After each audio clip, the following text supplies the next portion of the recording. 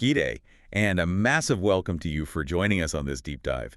I'm incredibly keen to get right into today's material with you because we are looking squarely at the core philosophy and the, frankly, massive service blueprint of a group called Integral Business Consultants. Well, massive is definitely the right word for it. Yeah, they're an agency based right out of Leaderville in Western Australia, postcode 6007, for those keeping track. Yeah.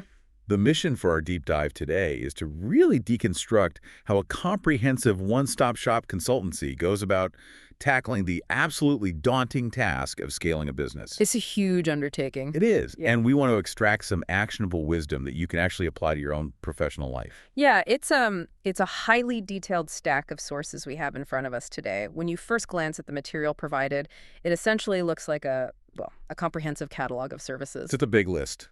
Exactly. You've got your accounting, your legal, your marketing divisions all just laid out. But if we connect this to the bigger picture, reading between the lines reveals it isn't just a list of offerings. It's actually a master class in business survival and creating a holistic, defensible ecosystem. I want to push back on that slightly right out of the gate, though. A lot of agencies claim to offer a holistic ecosystem. It's a bit of a buzzword. Yeah.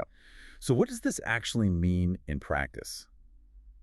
I reckon we start right at the top with their core vision statement. Thought on. They lay it out sequentially. They say, understand, improve, and scale. Now, I see a lot of founders who secure a bit of funding and immediately want to skip to that third word. Oh, always. They want to scale immediately, right? Why is this specific sequence so critical? Because skipping the first two steps is literally how companies implode. It's incredibly tempting for a founder with a fresh cash injection to just jump straight to scaling to capture market share. You want to show investors you're moving fast. That's right. But you cannot successfully scale a business without first improving its baseline operations.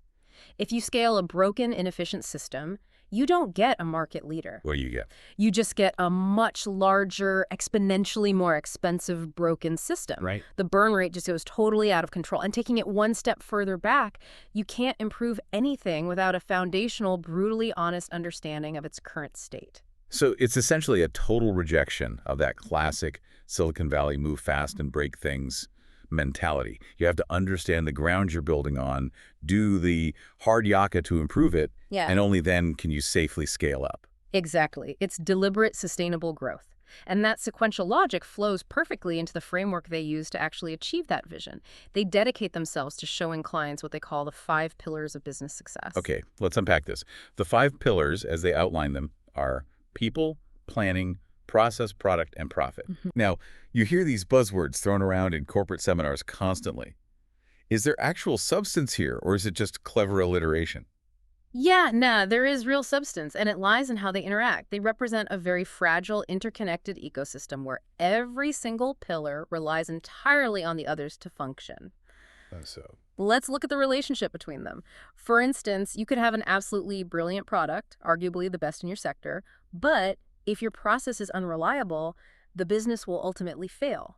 right, so let's use a modern example. It's like having a killer piece of enterprise software, a truly revolutionary product, but your cloud infrastructure and customer onboarding process are an absolute mess. Yes, exactly. Your servers keep crashing during peak hours. Your product might be great on paper, but the delivery process completely compromises the user experience, leading to massive churn. That's a highly accurate analogy.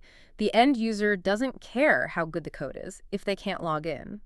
And we see similar dangerous imbalances with the other pillars. Consider businesses that become hyper-fixated entirely on profit. They view it as the singular goal rather than an outcome. But let me play devil's advocate here for a second. Isn't profit the ultimate goal of any commercial enterprise? If you aren't prioritizing profit, aren't you just running a charity? Look, profit is absolutely the necessary lifeblood of the business, but it's an output, not an input. Okay. If you try to manage a business solely by staring at the bottom line, you inevitably start cutting corners. You squeeze your people pillar. Right. You stop investing in them. Exactly. You deny training, you freeze hiring, morale drops, and your top talent leaves for competitors. Eventually, the entire structure collapses under its own weight because the people driving the product and process are just gone. Profit is the natural outcome of getting the other 4 pillars aligned correctly. That reframes it perfectly. It really makes you take a step back. I want you, the listener, to do a quick mental audit right now. Think about your own workplace, or maybe a business idea you've been kicking around. Run it through those exact 5 pillars: people, planning, process, product, and profit. It's a great exercise. Which one is your blind spot? Hmm. Where's the weak link in your chain? Because according to this Leaderville crew, ignoring even one of these pillars is a recipe for structural failure. It really is a brilliant exercise for any professional. Identifying that weak pillar is the understand phase of their overarching vision. But once you understand what's broken, how do you actually fix it? That brings us to their methodology. Right, so we have the theory, the 5 Ps. Now we transition to the actual how-to. The source material outlines a very clear 4-step framework: Right. review, focus, plan, and action. And this methodology directly connects to one of their core offerings, which is their business planning service. Yep. The source material explicitly states they offer a complete, comprehensive plan of your business, an annual plan complete with a 90-day action plan. Now, I reckon the distinction between the annual plan and the 90-day sprint is absolutely crucial. An annual plan is great for setting the North Star, but let's be honest, staring down a 12-month goal can feel incredibly abstract and overwhelming. Oh, completely. Human nature dictates we'll probably lose focus for 9 months and just panic in the last quarter. Yeah, we've all been there. It completely changes the psychology of the work. If we connect this to the bigger picture, an annual goal is a destination, but a 90-day action plan is a roadmap. It forces immediate action and laser-sharp focus. It breaks it down into chewable bites. Precisely. Furthermore, the sequence of review, focus, plan, and action isn't just a straight line. It's designed as an infinite, self-correcting loop. Walk me through how that loop actually functions in practice. Because if I'm trying to pivot a massive part of my business, say a total overhaul of my marketing strategy, is 90 days actually enough time to see meaningful change? Well, it's not about finishing the entire overhaul in 90 days. It's about executing a distinct, measurable phase of it. You do your 90-day action plan. When those 90 days are up, you don't just blindly keep going. You take a breath. Right. You stop and review the results. Did the new marketing channels lower our customer acquisition cost? You focus on what the data tells you. You plan the adjustments for the next sprint, and then you take action again. So you're constantly course correcting. Exactly. It prevents corporate drift. It builds continuous sustainable business growth into the everyday routine, rather than waiting for an annual review to realize you've spent 10 months heading in the wrong direction. It essentially removes the paralysis by analysis. You don't have to figure out the next 5 years flawlessly today. You just have to figure out the next 90 days and commit to reviewing the data. Spot on. So we've got the overarching philosophy, the pillars, and the sprint methodology. Let's dive into how Integral Business Consultants actually acts as the engine room for all of this. I'm looking at the sheer volume and variety of services they list, and it is massive. It covers a lot of ground. From legal disputes to setting up internet connections. But I have to ask, isn't there a danger here of being a jack of all trades and a master of none? Why not just specialize in one thing? Yeah, that's a common critique of the one-stop shop model, but it misses the strategic value of the integrated moat. What do you mean? Well, if you're going to tell a business owner that they need total alignment across their people, planning, process, product, and profit, you can't just hand them a theoretical framework and leave them to piece together 5 different specialized agencies who literally don't talk to each other. Right, because then the pillars aren't actually connected. Exactly. You have to provide an integrated toolkit where the right hand actually knows what the left hand is doing. Okay, let's test that theory by organizing this massive catalog of services to see how they actually prop up those 5 pillars we talked about. Let's start with what I'd categorize as the process and profit protectors. That would encompass their accounting and finance wing, functioning alongside their legal services. And looking at the accounting side, they manage bookkeeping, payroll, and related financial services specifically geared toward SMEs. Small and medium enterprises. Yep, as well as startups. Which is the absolute lifeblood of the operation. If you fail to manage cash flow or botch the payroll, you lose your people and you lose your runway. But how does bringing legal into the same house elevate that? The source outlines they offer corporate, litigation, tax, labor, real estate, and commercial property legal services. This is where the integration becomes a massive competitive advantage. Imagine a scaling SME that needs to sign a massive new commercial property lease to expand its warehouse space. Okay, pretty common scenario. Right. If their external lawyer reviews the lease in isolation, they might say, yep, the legal terms are fine, go ahead and sign.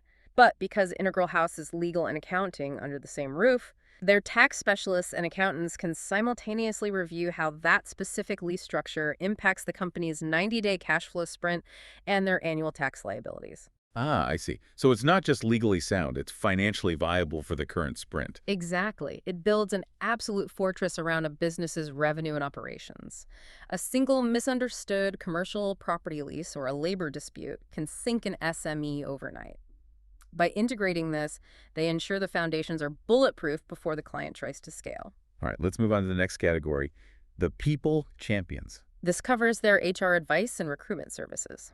The source lists helping to hire full-time or part-time employees, drafting employment agreements, developing workplace policies, and even offering to outsource the entire human resource department. Finding the right talent to join your team is undeniably tough. But keeping them aligned, productive, and legally compliant is a whole other headache.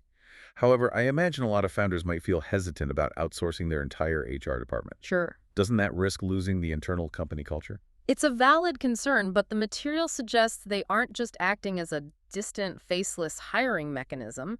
The source also heavily emphasizes team training. Right, developing the team you have. Exactly. They specifically offer sales, management, and performance training to help teams reach the next level. Hiring people is just the beginning of the people pillar. You have to continuously upskill them. If you want your revenue to scale, your team's capabilities have to scale with you. That makes total sense. Yeah. And there's another really interesting inclusion under this wing, virtual assistants. Yes. The provision of virtual assistants is a very modern acknowledgement of how modern teams actually operate today. Yeah. Often, the best way to support your core high-level talent isn't just giving them more training, it's offloading the repetitive administrative tasks that drain their bandwidth. Exactly. You don't want your top software engineer or your lead sales director spending half their day formatting spreadsheets or managing calendars. Bring in a VA to handle the admin so your core team can actually drive the strategic goals forward. Now, speaking of the day-to-day grind, let's look at the daily operations. Here's where it gets really interesting. Oh, definitely. They have a section dedicated simply to essential services. Yes, and while it might seem out of place at first glance, this is perhaps the most revealing part of their entire operational blueprint. I have to agree. We are looking at a premium consultancy that handles high-level corporate litigation, sophisticated annual business planning, complex tax structures, and yet they explicitly list that they can set up your phone lines, your internet connections, your insurance, and your EFT POS. It sounds wild, doesn't it? It does.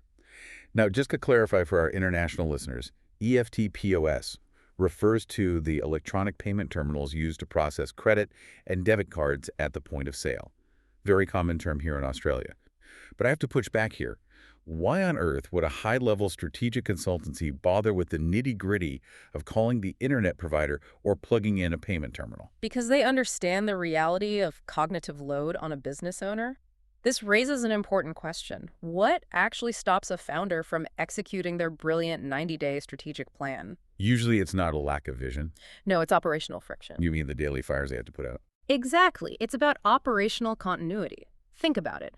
For a retail or hospitality business, say a busy pub on a Saturday night, a broken EFT POS payment terminal isn't just a minor inconvenience. No, it's an absolute disaster. It's a critical, immediate failure of the process and profit pillars. They literally cannot take money. Similarly, an internet outage during a crucial client pitch halts operations entirely. And dealing with telcos to fix those issues drives business owners absolutely mad. It consumes hours of their day sitting on hold. Precisely. By managing these mundane but absolutely vital utility tasks, the consultancy is freeing the business owner from the operational weeds. You simply cannot maintain laser focus on scaling your market share if you are sitting on hold with an internet service provider for 3 hours. Yeah, now you'd go crazy. The fact that this consultancy recognizes the physical phone line is just as critical to the ecosystem as the corporate tax strategy shows a deep pragmatic understanding of how businesses actually run on the ground. It's recognizing that the grand strategy is totally useless if the lights aren't on. All right, let's round out their toolkit with what we can call the product promoters. This refers to their marketing division. The sources mention handling SEO, search engine optimization, to ensure the business ranks well on Google, as well as building websites, managing Google My Business profiles, developing apps, and collaborating with top local marketing agents. And this ties directly back to that 5-pillar ecosystem. If you have a world-class product, a brilliant team, and your EFT POS machine is working perfectly, it all means nothing if no one knows you exist. They have to find you. You need that marketing wing, Mm. specifically targeted SEO and a modern digital presence to ensure the business actually gets seen and the product gets promoted into the market. And returning to your earlier question about the value of the one-stop shop model, all of these wings, the legal, the accounting, the HR, the essential services, the marketing, they all feed seamlessly back into that four-step framework. The review, focus, plan, action link. Exactly. When a client sits down to review their quarter and plan their next 90 days, the consultant doesn't have to send them out into the wild to find 5 different external vendors to get the action done. The ecosystem is entirely self-contained, which drastically reduces the time between planning a strategy and actually executing it. The reduction in friction is massive. But there's one more highly specific detail tucked away in the source material that I want to touch on before we wrap up. Oh, the magazine. Yeah. Amidst all the heavy discussion of payroll structures and commercial property law, there is a prominent push to explore something called MobyMag magazine. Yes, the source material describes MobyMag magazine as a resource bringing the latest trends, insights, and inspiration in a sleek, engaging format. And it invites the reader to discover what's shaping the future. Now, why do you reckon a comprehensive business consultancy, a place focused on fixing your payment terminals and drafting your HR policies, would make a concerted point of highlighting a sleek, engaging trends magazine? Seems like a real shift in tone. Because it demonstrates the necessity of forward momentum. We spent a lot of time discussing how understand, improve, scale requires building a solid defensive foundation. Fixing the baseline. Right. But once that foundation is secure, once your accounting is clean, your legal risks are mitigated, and your process is humming, you cannot afford to just stand still and look inward. You have to look outward. It's the classic difference between working in your business and working on your business. Mm. If your head is permanently buried in employment agreements and internet writer setups, you are going to completely miss the massive macroeconomic or industry shifts happening right outside your window. Precisely. Highlighting a resource focused on what's shaping the future proves that their planning pillar isn't solely about the next 90 days of internal operations. It's also about anticipating the next 5 years of industry evolution. It encourages the founder to keep that inspiration flowing and maintain external awareness, which is critical for long-term survival. Well, mate, we have covered a massive amount of ground today. We've taken a deep journey through the blueprint of integral business consultants. We started way up in the strategic clouds, debating the high-level philosophical pillars of people, planning, process, product, and profit. The foundational stuff. Yep. We looked at the gritty reality and psychological benefits of breaking annual goals into 90-day review, focus, plan, action sprints. And we drilled all the way down to the absolute bedrock of ensuring the office internet and the payment terminals actually function to keep the entire ecosystem alive. It serves as a powerful reminder that a successful enterprise isn't just about having one great idea. It requires total, top-to-bottom operational alignment. You cannot separate the visionary strategy from the daily operational grind. They are entirely interdependent. Absolutely. So a massive thank you to you, our listener, for joining us on this deep dive today. Before you go, I really want to encourage you to take that 4-step framework: review, focus, plan, and action, and try applying it to whatever professional project you are tackling this week. Don't worry about where you need to be by the end of the year. Just map out your next sprint, break it down, keep it tight, review the data, and see how much your momentum shifts when you remove that long-term paralysis. And to leave you with a final thought to mull over, the source material we've explored today shows us a consultancy that dedicates equal importance to highly complex labor litigation and basic internet setup. It really leaves you wondering, in today's hyper-competitive world, does a business actually fail because it lacked a visionary, world-changing product? Or does it usually fail simply because it let a mundane foundational pillar, like an outdated customer onboarding process or a constantly crashing payment terminal, quietly slip out of alignment while the founder was looking the other way? Let that marinate. Catch you next time.